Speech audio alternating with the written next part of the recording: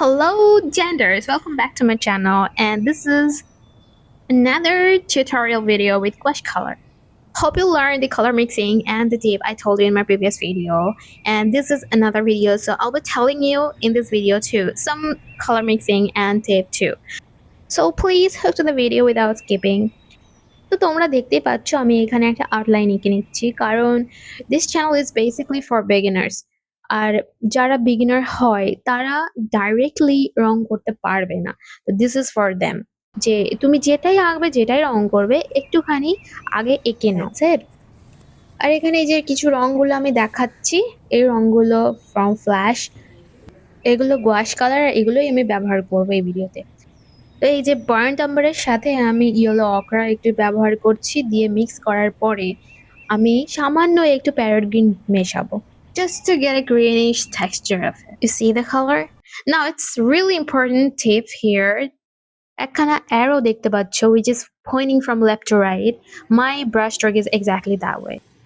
Tip number 2. Whenever you draw grasses with color, you use sap green or green, it's completely fine, but draw every time from bottom to up.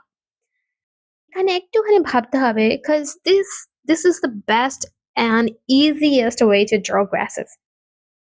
See, of course you need a thin brush for detailing of the grasses, but তুমি যদি এইভাবে আঁকো, এই যে দেখছো উপরের অংশটুকু দেখে মনে হচ্ছে যে already there are some grasses, তো এইভাবে তুমি যদি আঁকো তাহলে তোমার like 80% of job is done.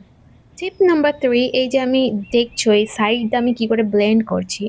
When you're coloring in the edges, you just need to use the tip of your brush. তখন you can blend like this. You can do just dab and leave it. And like your job is done. দেখতে পাচ্ছ এখানে মনে হচ্ছে যে মিশে গেছে। I see, I mix this green color with sap green and a little bit of parrot green. Then this is it.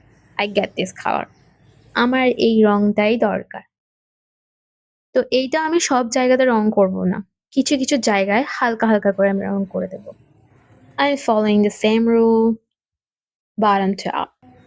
This is parrot green, আর আমি এইটা দিয়ে একটু লাইন মানে স্পেশালি যে ওখানেই রংটা করব আর কোথাও করব না সেটার জন্য, like to make it easy for me.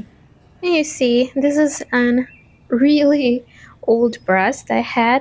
Actually, it was a thin brush, but after a time, it turned into this way.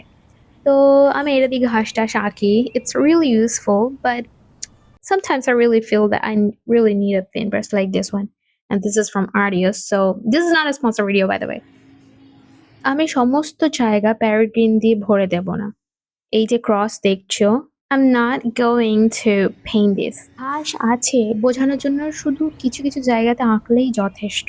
You don't need the coverage like makeup. এখন in the end আমি sap green দিয়ে একটা দুটো পাতা মানে ঘাস এঁকে নিচ্ছি। And trust me, that's enough. That's all you need. দেখো কত সুন্দর লাগছে, মনে হচ্ছে যে ঘাস আছে। সব জায়গায় কভার করলেই যে মনে হবে যে ঘাস আছে, সেটা খুব ভুল ধারণা। Minimalistic art is a real thing, আর তোমাকে ওটা মনে রাখতে হবে। শুধু দেখো না তুমি, এই যে ওপরের অংশটুকুতে হালকা হালকা করে আমি ঘাস এঁকেছি, তাতেই মনে হচ্ছে পুরো জায়গা জুড়ে ঘাস রয়েছে। যেখানে মাটি এঁকেছি সেখানটা একটু ঘাসের ছায়া পড়ে মাটিতে, আর সেই ছায়াটাকে বোঝানোর জন্য আমরা রং করব। I'm just coloring the edges with burnt umber. সব জায়গাতে ভরে ভরে রং করার কোনো দরকার নেই, এতে অল্পখানি burnt umber নিতে হবে। যদি বেশি লেগে যায় তাহলে মুছে নাও, জলের সাথে মিশিয়ে নাও, দিয়ে রংটাকে পাতলা করে নাও, তারপরে হালকা হালকা করে এভাবে দাগ দাগ করে দাও, ব্যাস আর কিছু লাগবে না।